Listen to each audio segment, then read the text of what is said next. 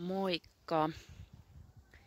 Mä esittelen tässä mun videolla tämmösen tuoreen kangasmetsän ja kerron vähän sille ominaisista piirteistä ja kaikenlaisista havainnoista, mitä mä oon täällä metsässä kulkiessa tehnyt. Täällä ihan metsän laidalla on tämmönen pieni puro. Ja sieltä sitten tää metsä saa paljon kaikkia hyviä ravinteita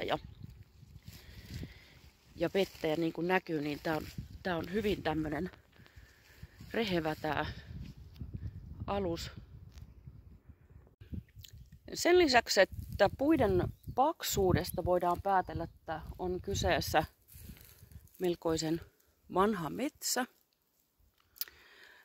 niin puiden runkojen ja kivien päällä on tosiaan paksu sammalpeite ja yksi tämmönen partajäkäliin kuuluva, eli luppo, jota löytyy täällä monen puun rungon sivustoilta ja oksista roikkumasta, niin se on semmonen puhtaan ilman indikaattori, ja kun toi luppo kasvaa todella hitaasti, eli noin millin vuodessa, niin siinä voidaan jotain päätellä siitä, että miten kauan tuo luppo on saanut tuossa rauhassa kasvaa. Lupon erottaa naavasta värin avulla. Luppo on tommonen harmaan vihreä, kun sitten naava taas on vähän semmonen kellertävämpi sävyltään. Naava myös antaa periksi, kun sitä venyttää, ja luppo sitten taas saattaa napsahtaa katki. Jos mietitään muuta eliöstöä, mitä täällä tuoreessa kangasmetsässä, varsinkin tässä vanhassa metsässä voisi olla. Täällä on näitä kelopuita, lahopuita, niin näistä voidaan nähdä, että täällä on tämmöistä hienoa kaarnakuoriaisen toukan jälkiä. Kun se on syönyt täällä, tulee tämmönen kaunis, vähän niin kuin kaunokirjoitusjälki. Ja täällä toisella puolella on aika tämmönen klassinen. Täällä on todennäköisesti ollut hevosmuurahaisen kolo. Ja siellä sitten niitä hevosmuurahaisia ja niiden toukkia, joita palokärki on sitten käynyt metsästämässä ja on tosiaan saanut tämmöistä jälkeä aikaiseksi. Täällä on sitä vähän enempikin. Ja tuolla tosiaan näkyy joku hevosmuurahaisen kolo. Ja jos jotain voidaan niin kasvillisuudesta päätellä, että millaista eliöstöä täällä voisi olla, niin mä oon löytänyt muutamia käpyjä, joita mä oon vähän tarkastellut. Ja tässä on kaksi käpyä, josta mä voisin ajatella, että tää on oravan syömä käpy.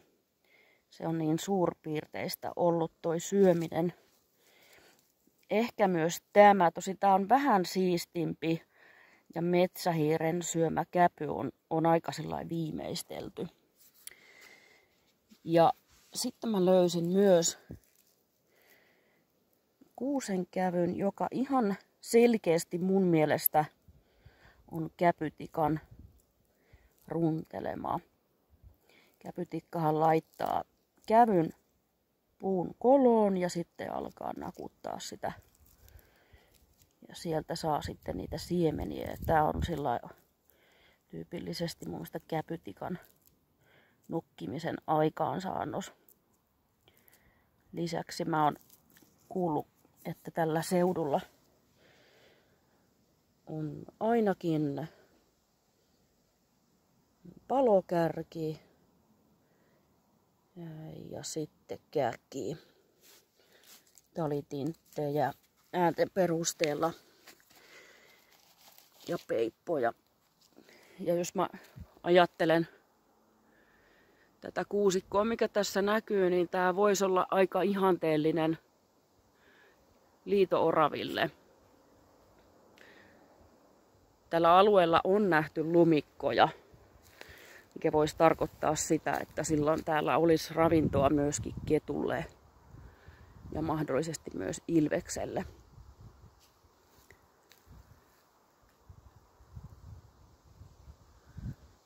Aika mahtavan näköinen vanha metsä, luonnontilainen. Ei vielä kuulu kansallispuistoalueeseen, luonnonsuojelualueeseen, mutta toivottavasti jossain vaiheessa kuuluu. Ja siellä alussa oli tosi mahtava puronsorina ja sieltä tämä metsä saa sitten paljon erilaisia ravinteita ja vettä. Täällä tosiaan odotettavissa hyvä mustikkasato.